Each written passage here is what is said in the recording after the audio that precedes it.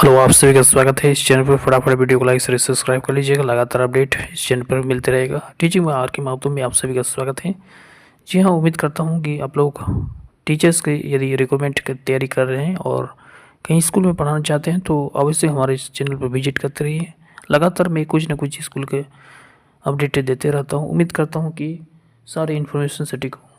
तो बात करेंगे आज केंद्रीय विद्यालय टीचर्स रिक्रूटमेंट, जिसमें विभिन्न पोस्ट में यदि बात की जाए तो पीआरटी यानी कि प्राइमरी टीचर के लिए रिक्रूटमेंट है। टीजीटी के लिए वेरियस पोस्ट पर रिक्रूटमेंट है। पीजीटी का भी वेरियस सब्जेक्टों के लिए यहाँ पर रिक्रूटमेंट निकल के आई है। और बात करेंगे अदर जो रिक्रूटमेंट है, जैसे कंप्यूटर टीचर हो गया, तो ये भी हम बात करेंगे डिटेल्स में। सिलेक्शन प्रोसेस क्या रहेगा, कैसे अप्लाई करना है, ऑनलाइन या ऑफलाइन होगा, एज लिमिट क्या रहेगा, केवीएस में ये अपॉर्चुनिटी है, तो आप लोग ज़रूर फॉर्म को अप्लाई करेंगे। तो चलिए सबसे पहले इन्फॉर्मेशन देखते हैं कि कौन कौन से पोस्ट पर आप लोग अप्लाई करेंगे और कौन कौन से सब्जेक्ट के लिए रिक्वायरमेंट निकली है। सबसे पहले यदि हम बात करें तो ये जो वेबसाइट दिया हुआ है http में masrak.kbc.nic.ac.in, यहाँ से आपको अनाउंसमेंट सेशन में जाकर आपको ऑनलाइन आवेदन करना है, ठीक है। और साथ ही साथ 100 अभिप्रमाणित जो दस्तावेज यानी सेल्फ अटेस्टेड जो फोटो कॉपी है आप लोग का, और ये ओरिजिनल का जो फोटो कॉपी करके अटेस्टेड कर लेना है, ठीक है। और उसको अपलोड कर देना है, ठीक है। यहाँ से साथ ही साथ संबंधित जो दस्तावेज है अपलोड कर सकते हैं। विद्यार्थी को हिंदी और अंग्रेजी दोनों माध्यम से पढ़ने की योग्यता होनी चाहिए, ठीक है। के बीच में निम्नलिखित पदों की यदि बात की जाए तो रिक्वायरमेंट, एजुकेशन क्वालिफिकेशन डिटेल्स एवं अन्य आवेदन संबंधित जानकारी विद्यालय की वेबसाइट http में है masrak.kvs.ac.in पर देख सकते हैं, ठीक है। पहला नंबर ऑफ पोस्ट यदि देखा जाए तो पहला पोस्ट आप देख पा रहे हैं पीजीटी का है, ठीक है, पोस्ट ग्रेजुएट टीचर, जिसमें कॉमर्स वाले अप्लाई कर पाएंगे। यहाँ से यदि कॉमर्स यदि डिग्री ले चुके हैं, पोस्ट ग्रेजुएट किए हैं, साथ ही साथ यदि आप बीएड किए हैं तो अप्लाई कर सकते हैं इसके लिए, ठीक है। दूसरा पोस्ट की यदि हम बात करें तो दूसरा पोस्ट है पीजीटी केमिस्ट्री। यदि आप पोस्ट ग्रेजुएट केमिस्ट्री से की हैं और साथ ही साथ बीएड की हैं तो इस पोस्ट के लिए आवेदन कर सकते हैं। तीसरा पोस्ट है पीजीटी इंग्लिश, ठीक है। पोस्ट ग्रेजुएट यदि आप इंग्लिश से किए हैं और 50% मार्क्स है और साथ ही साथ इंग्लिश में आप बीएड किए हैं, ठीक है, पेडागोजी थ्रू से, तो आपका ये फॉर्म अप्लाई कर सकते हैं, एलिजिबिलिटी होंगे। नेक्स्ट बात की जाए तो है पीजीटी हिंदी। यदि आप पोस्ट ग्रेजुएट हिंदी से किए हैं, ठीक है, और इसके बाद जो है आफ्टर कहीं से आप रिकॉग्नाइज्ड या एफिलेटेड कहीं कॉलेज से बीएड किए हैं तो अप्लाई कर सकते हैं। उसके बाद हम बात करेंगे पीजीटी इकोनॉमिक्स। यदि आप इकोनॉमिक्स की हैं पोस्ट ग्रेजुएट की सब्जेक्ट के अकॉर्डिंग, ठीक है, या सब्जेक्ट में, तो आप आवेदन कर सकते हैं।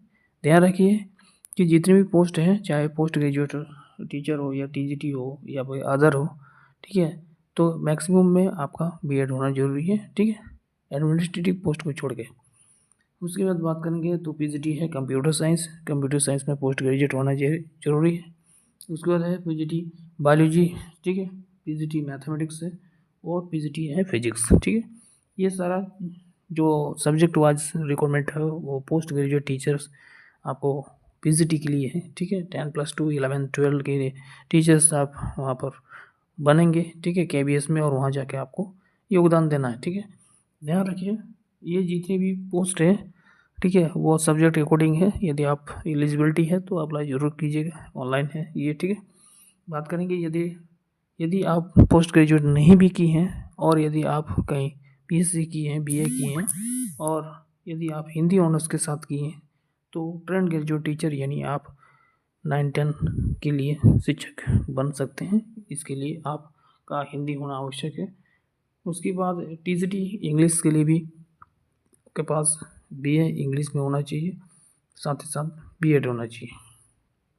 उसके बाद बात करेंगे तो टीजीटी संस्कृत का है।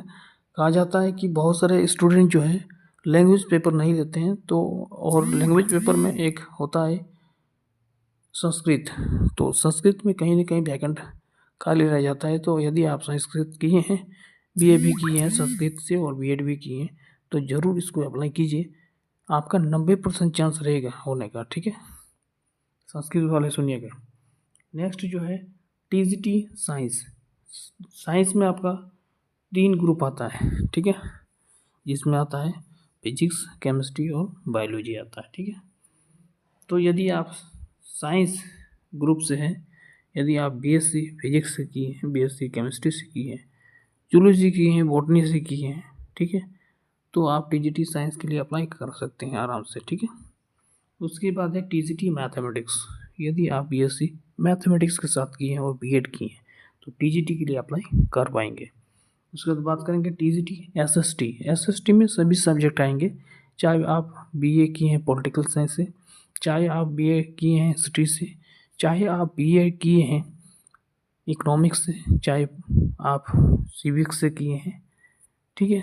तो इस पोस्ट के लिए अप्लाई कर सकते हैं टीजीटी एसएसटी पोस्ट के लिए, जिसमें आपको स्कूल में सोशल साइंस को पढ़ाना है, ठीक है, सब्जेक्ट। उसके बाद बात करेंगे यहाँ पर पीआरटी। पीआरटी में अलग अलग कुछ सब्जेक्ट लिखा गया नहीं है, फिर भी पीआरटी का टीचर की रिक्वायरमेंट है। पीआरटी यदि आप अप्लाई करते हैं, चाहे आप लैंग्वेज पेपर से हो किए हैं 12th, ठीक है। ऐसे तो 12th 3 ग्रुप में रहता है, एक कॉमर्स में रहता है और साइंस में रहता है और आपका आर्ट्स में रहता है। यदि आप आर्ट्स या साइंस से किए हैं तो पीआरटी के लिए ज़रूर अप्लाई कीजिएगा। ध्यान रखिए, इसके लिए डीएलएड की आवश्यकता होगी। उसके बाद बात करेंगे जो अदर रिक्वायरमेंट है, जिसको हम एडमिनिस्ट्रेटिव पोस्ट कर सकते हैं, तो उसमें से कंप्यूटर इंस्ट्रक्टर का है। इसमें कम से कम आपको पीजीडीसीए होना चाहिए, ठीक है। यदि आप पीजीडीसीए किए हैं, बीसीए किए हैं, एडीसीए किए हैं, या आप कंप्यूटर साइंस किए हैं, बीएससी इन कंप्यूटर साइंस, तो आप कंप्यूटर इंस्ट्रक्टर के लिए अप्लाई करेंगे आराम से, ठीक है। स्पोर्ट एंड गेम्स कोच के लिए आवश्यकता है।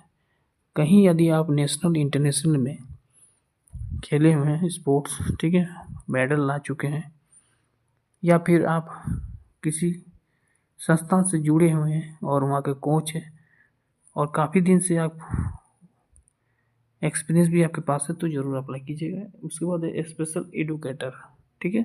उसके बाद है स्टाफ नर्स। क्लियर है, यदि बीएससी नर्सिंग किए हैं तो अप्लाई एप्लीकेबल होंगे इस पोस्ट के लिए, ठीक है। तो ये सारे जो पोस्ट हैं, तो एडमिनिस्ट्रेटिव पोस्ट को छोड़कर बाकी पोस्ट में टीजीटी, पीआरटी और टीजीटी पीजीटी में बीएड की आवश्यकता होगी और पीआरटी के लिए आपका डीएलएड की आवश्यकता होगी। क्लियर है, यहाँ पर लिखा हुआ है सिलेक्शन जो प्रोसेस होगा, यहाँ से आप देख पा रहे हैं सिलेक्शन प्रोसेस। यहाँ पर आपको ध्यान रखना है, रिटेन सबसे पहले होगा, उसके बाद होगा इंटरव्यू, ठीक है। पहले शॉर्ट लिस्टेड किया जाएगा, बुलाया जाएगा, ठीक है। उसके बाद रिटेन एग्ज़ाम होगा। रिटेन एग्ज़ाम में यदि आप क्वालिफाई कर जाते हैं, तब आपका इंटरव्यू होगा, ठीक है। नीचे जैसे आइएगा, वहाँ से आपको डिटेल्स जानकारी मिल जाएगा कि कैसे कैसे आपको अप्लाई करना है, क्या नहीं। The written test will be conducted on the basis of candidate registered. If more than 10 candidates apply for any post mentioned above, they will be written test before interview. कहा गया है इसमें कि रिटन टेस्ट के लिए जो shortlisted किया जाएगा, मतलब फिजिक्स में मान लीजिए अप्लाई कर रहे हैं, या केमिस्ट्री में अप्लाई कर रहे हैं, या मैथ में अप्लाई कर रहे हैं, या हिस्ट्री या ज्योग्राफी एसएसटी जो भी पोस्ट के लिए अप्लाई कर रहे हैं, उसमें से 10 स्टूडेंट को, ठीक है, इफ मोर देन 10, कम से कम 10 पोस्ट के लिए, ठीक है। 10 स्टूडेंट से ज़्यादा हो जाते हैं, किसी पोस्ट में 15 स्टूडेंट अप्लाई हो गया है एक ही पोस्ट में, एक ही सब्जेक्ट में, ठीक है, चाहे वो टीजीटी हो या पीजीटी हो, तो उसमें से 10 स्टूडेंट को शॉर्टलिस्टेड किया जाएगा रिटन टेस्ट के लिए। और रिटन में जो पास होंगे वो 1-2 स्टूडेंट को या 2 से 3 स्टूडेंट को ही इंटरव्यू के लिए बुलाया जाएगा, ध्यान रखिएगा। If number of candidate applying is 10 या less than for the post, then interview will be conduct। ध्यान रखिएगा, यदि 10 से ज़्यादा स्टूडेंट एक ही पोस्ट पर हो जा रहे हैं, चाहे आप पीजीटी पोस्ट के लिए अप्लाई कर रहे हैं हिंदी में और पता चला वहाँ 10 से ज़्यादा स्टूडेंट अप्लाई हो चुका है, शॉर्टलिस्टेड हो चुका है, ठीक है, एलिजिबिलिटी है तो शॉर्टलिस्ट जरूर होगा, ठीक है। तो 10 से ज़्यादा स्टूडेंट होगा तो रिटन टेस्ट होगा, रिटन टेस्ट होगा, उसमें जो क्वालिफाई करेंगे उसका इंटरव्यू होगा। क्लियर है। और ये भी इन्होंने बताया कि यदि जिस पोस्ट में 10 से कम स्टूडेंट होंगे, ठीक है, उसको रिटन एग्ज़ाम देने की आवश्यकता नहीं, वो डायरेक्ट इंटरव्यू देंगे। क्लियर है, वही चीज़ यहाँ पर लिखा गया है, ठीक है। उसके बाद नोट में लिखा गया है कि opening on online submission of form, जो ऑनलाइन फॉर्म का स्टार्टिंग है वो हो चुका है, वो 8 जनवरी से ही स्टार्ट है फॉर्म, ठीक है, ऑनलाइन है। Last date of submission of जो फॉर्म देखा जाए तो 22 जनवरी 2025, ठीक है, मिडनाइट तक आप फॉर्म को अप्लाई कर सकते हैं, ध्यान रखिएगा। 22 जनवरी 2025 तक फॉर्म को मिडनाइट तक अप्लाई कर सकते हैं, चाहे आप पीजीटी अप्लाई करें, टीजीटी अप्लाई करें, पीआरटी अप्लाई कीजिए या एडमिनिस्ट्रेटिव पोस्ट में कोई भी अप्लाई करें, ठीक है, पोस्ट ध्यान रखिएगा। Date of written test and interview will be published later on the Vidyalaya website, जो दिया हुआ है वो यही वेबसाइट पर आपको विजिट करते रहना है, ठीक है। इस वेबसाइट पर फॉर्म को अप्लाई कर दिए, ठीक है।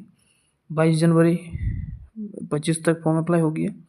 उसके बाद आपको कैसे पता चलेगा कि आपका रिटर्न कब होगा, कहाँ रिटर्न होगा, कब इंटरव्यू होगा? इसके लिए जो ये वेबसाइट दिया हुआ है http://masrak.kbs.ac.in, यहाँ से जाके आपको सारा इन्फॉर्मेशन, अपडेट, न्यूज़ आपको प्राप्त करना है।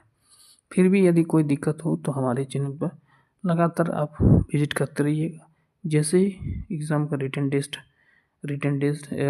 एग्ज़ाम का डेट आ जाता है या कोई भी इन्फॉर्मेशन आ जाता है KVS थ्रू से, तो इन्फॉर्मेशन यहाँ से हम आप लोग तक पहुँचाऊँगा। इसके लिए आपको बस एक ही चीज़ करना है, आप इस चैनल पर जाइए, सब्सक्राइब का बटन दबाइए, उसके बाद नोटिफिकेशन आएगा उसको ऑन करके रखिएगा। इसलिए क्योंकि जैसे हम वीडियो डालेंगे KVS से रिलेटेड तो आप तक पहुंच जाएगा तुरंत, ठीक है। तो फिर आपको इन्फॉर्मेशन मिल जाएगा, फिर आपको कहीं जाने की आवश्यकता नहीं है। क्लियर है? उसके बाद नीचे लिखा है candidate are advise to regularly visit, है ना। फर्दर इन्फॉर्मेशन के लिए जो भी इन्फॉर्मेशन आएगा वो कहा जा रहा है कि कैंडिडेट जो है हमेशा इस वेबसाइट पर विजिट करते रहिए। वही चीज़ में हम बात किए, यदि आप इस साइट पर विजिट करते हैं तो कीजिए, अन्यथा हमारे चैनल पर बना रहिए, इन्फॉर्मेशन आप तक पहुंचाएंगे।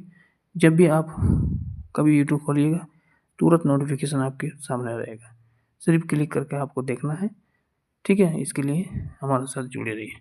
बाकी योग्यता बात की जाए, पात्रता आदि के विषय में विस्तृत जानकारी कृपया विद्यालय की वेबसाइट को विजिट करें, ठीक है। विभिन्न पदों से संबंधित जो पात्रता होगा, योग्यता है, ठीक है, वो हम बता चुके हैं।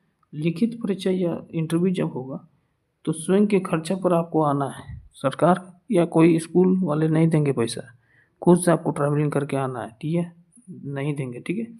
इसलिए लिख दिया गया है कि स्वयं के खर्च पर आपको भाग लेना है, ठीक है, इंटरव्यू हो या रिटर्न एग्जाम हो। अपने जो सभी मूल प्रमाण पत्र, ओरिजिनल प्रमाण पत्र स्वयं सत्यापित फोटोकॉपी के साथ और एक फ़ोटो ले आइएगा। कोविड डोजेज सर्टिफिकेट साथ में लाइएगा, तो कोविड वाला जो डोज लगाए थे आप, ठीक, उसमें एक सर्टिफिकेट मिला तो उसको भी लेके आइएगा। इसमें भी ये उल्लेख कर दिया गया है, ठीक है, और सारे ओरिजिनल कॉपी, ठीक है। बाकी जो भी इंफॉर्मेशन आएगा ये हम देते रहेंगे, ठीक है। आपको क्या करना है, इसको आपको विजिट करना है, ठीक है। ये मशरूक जो KVS है वो आपका बिहार में पड़ता है, ध्यान रखिएगा।